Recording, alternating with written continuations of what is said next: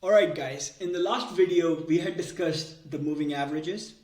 I wanted to add a couple more things about moving averages before we move to the next indicator, which is the Fibonacci retracements.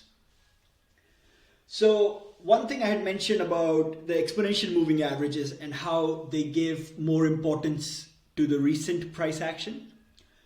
Just because of this minor difference that they have from simple moving averages, usually EMAs or exponential moving averages are more effective on the smaller time frames. So if you're scalping, EMAs are preferred. On the larger time frames, it does not really matter. It doesn't make much of a difference. So that's one thing. The second thing I wanted to add is that moving averages work quite well in trending environments, but in a ranging or consolidation environment, they don't work that well because most of the times they will just be flattened out. And if you're entering or exiting based on them, you might get chopped quite a bit. The last thing I wanted to say is that moving averages do not tell you when the reversal might happen. So they will keep you in a trend as long as it's going up, and then they will take you out of the trade once the reversal has already happened.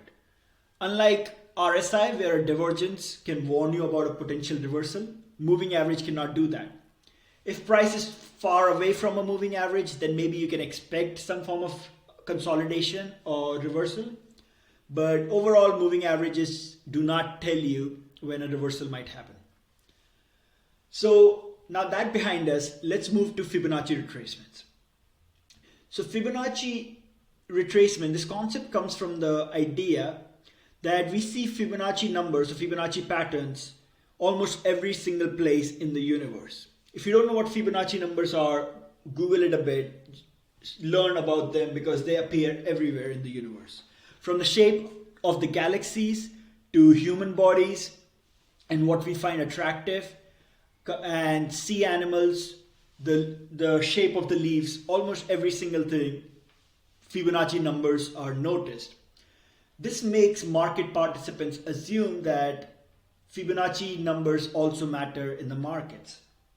Now, whether that's true or not, I'm not going to debate that. They obviously don't work 100% of the times like anything else in the markets. What I can show you is how Fibonacci numbers are used, or at least how I would think of them, and then you can decide for yourself if those are for you or not. So on TradingView, if you go here, we'll have this idea called Fibonacci retracement. There's other ones too called trend-based Fibonacci extensions. Extensions are used to predict where the price might go next. But let's use retracement for now. So a retracement is usually used in a trend environment to see, let's say we are in an uptrend. So in that case, you would use retracement to see where the higher low might be made. That's where you would add to your position, or that's where, let's say, you would put your stop, something along those lines. So in this case, we are in a downtrend in Apple, and I will try and use this here. So we made these highs in August for Apple, and then we pulled back all the way to these lows. And then we start to move up again. So where would you expect price to find resistance? You would expect price to find resistance at these important Fibonacci levels. Now the most important ones, there are many numbers here, but the most important ones, or the ones that I use, are 0.382, 0.5, and 0.618. If a trend is strong, you would find the retracement only happen to around the 0.38 level. So let's say we're in this downtrend, we make this big move, then price starts to pull back up a bit. Where should it create a lower high? If a trend is strong, it would be around this area, 0.382, and then it rejects from there and starts moving lower again. If the trend is still strong, but the strength is starting to weaken a bit, it will move all the way to the 0.5 area, which is a 50% retracement of the entire move. And that's where it will create a lower high and start moving back lower again. And if the trend if it goes all the way to 0.618, you have to start assuming that the trend is weaker and we might be moving to a consolidation phase soon. So in this case, in Apple, we had this swing high, we had the swing low, and then we start to go up. So where should we expect price to find resistance? We should expect price to find resistance as these levels. So 0.382. It found some resistance around this area, pulled back, then moved up again and found real resistance around 0.5. From where it pulled back quite a bit. Now it could not make new lows, so at this point the trend is over. But you guys get this idea on how we can use these levels to figure out where price would find resistance in a retracement. Now this is a downtrend, so that's why we are saying resistance. If it was an uptrend, you would look at supports.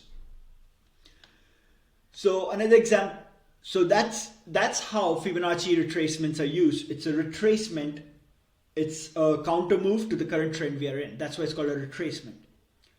So that's one example. What you would use that is, let's say price retraced to these levels, you will either add to your position if you are a trend trader, or you would maybe put your stop right above this level, because if it doesn't find resistance here, it can move to the next level and so on. So that's how it's commonly used. Let's look at some more examples. So price went up from swing low to swing high here. If we have started a new uptrend, right, where should we find some support? Now in this case, let's say we are trading, we simply went from here to here, right? Maybe I should not use an example on this small of a time frame. Let's look at something bigger. All right. So let's say price went from this swing low to the swing high and starts to pull back. Where can I expect for the higher low to be made, or where could I add to this position? You would expect that to happen around the 0.38 or 0.5 level. You can see 0.5 level coincided with the support zone and price lift up after that. So hope you're starting to get, right, like in a trend, how you will use retracements to figure out where you can add to your position or where your stop should be. That's how they're mostly used. Then we have something called Fibonacci extensions. So let's say you had this move from the swing lows to swing highs. You pulled back, you found support here. Where should it go next? You would use extensions for that. That's where we have the trend-based fib extension. So this is the basic concept behind Fibonacci retracements and extensions. Play around with this indicator a bit. See if it helps your system or not.